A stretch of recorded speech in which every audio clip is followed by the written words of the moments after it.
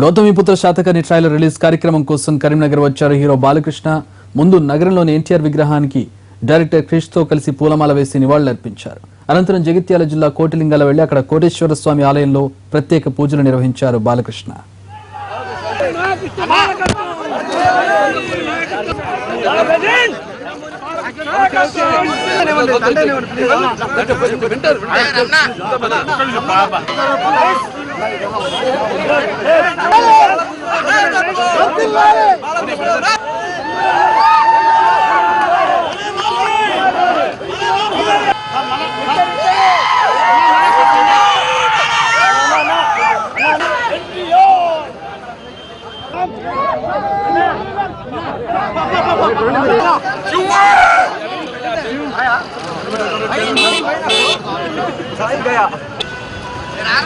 किशोर